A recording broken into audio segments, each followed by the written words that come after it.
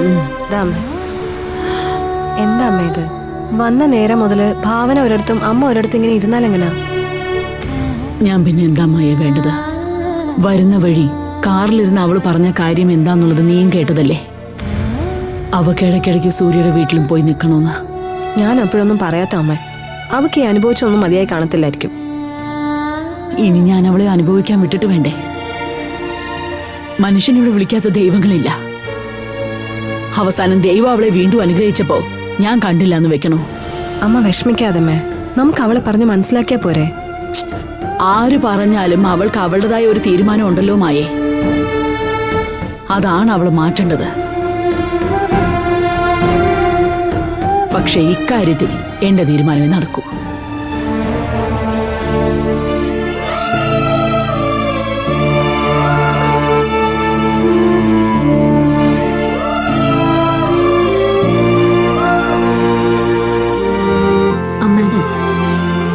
പിണങ്ങാൻ വേണ്ടി ഞാനൊന്നും പറഞ്ഞില്ലല്ലോ. പറഞ്ഞില്ലേ? അപ്പൊ നീ കാറിലിരുന്ന് പറഞ്ഞെന്തുവാ? ഇടയ്ക്കിടയ്ക്ക് അവിടെയും പോയി നിൽക്കണമെന്നല്ലേ? അത് പിന്നെ പോവാതിരിക്കാൻ പറ്റുമേ? സൂര്യൻ ഞാൻ നോക്കണ്ടേ? സൂര്യൻ നോക്കണ്ടെന്നൊന്നും ഇവിടെ ആരും പറഞ്ഞിട്ടില്ല. പക്ഷെ ഇനി നീ അവിടെ പോയി നിൽക്കുന്നത് അപകടം തന്നെയാ. ചതി ഏതു ഭാഗത്തൂടി വേണമെങ്കിലും വരാം. അങ്ങനെയൊക്കെ പേടിച്ചാ ജീവിക്കാൻ പറ്റുമേ? പേടിക്കേണ്ടതിനെ പേടിക്കണം ഭാവന. ഒന്നുമില്ലെങ്കിലും ചിലതൊക്കെ നീയും അനുഭവിച്ചതല്ലേ?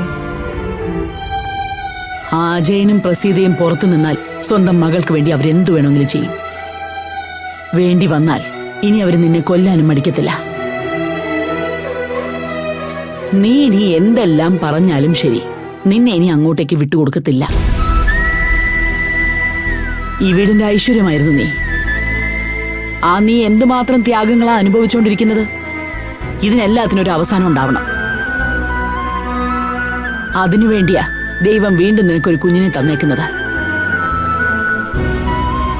നിന്നോട് ജയ കാണിച്ചിട്ടുള്ളതെല്ലാം നീ മറന്നാലും ഞാൻ മറക്കത്തില്ല. അതുകൊണ്ട് ഇനി ഈ അമ്മ തീരുമാനിക്കും, നീ അനുസരിക്കും. സൂര്യക്ക് വേണ്ടിയാ നീ എല്ലാം സഹിക്കുന്നേയും ക്ഷമിക്കുന്നേന്ന് എല്ലാവർക്കും അറിയാം ഭാവന. പക്ഷേ ഇവിടെ നീ അമ്മ പറയുന്ന പോലെ നിന്ന് നിനക്ക് തന്നെ കൊള്ളാം. കൈവിട്ടു പോകുന്ന കരുതിയ ഭാഗ്യവാ ദൈവം നിനക്ക് തിരികെ തന്നിരിക്കുന്നത്. അതുകൊണ്ട് വളരെ ശ്രദ്ധയോടെ നീ ജീവിക്കാൻ നോക്ക്. അവസാനം ആ വീട്ടിൽ വെച്ച് നിന്റെ കുഞ്ഞിനെ നശിപ്പിച്ചപ്പോഴും അവരോട് ക്ഷമിച്ചവളാ നീ. ഇനി അങ്ങനെ ഒരു ചതി ചെയ്യാന്ന് അവിടെ ആരും മോഹിക്കണ്ട.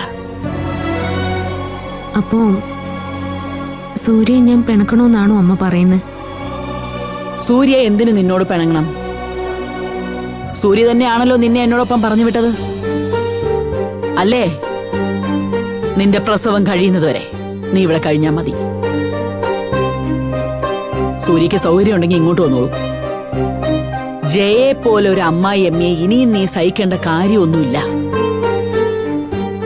എനിക്ക് മറ്റാരും ഒരു വിഷയമല്ലമ്മേ. പക്ഷെ സൂര്യ ഒരിക്കലും നഷ്ടപ്പെടുത്താൻ എനിക്കാവില്ല. സൂര്യയെ നഷ്ടപ്പെടുത്താൻ ഞാൻ പറഞ്ഞില്ലല്ലോ.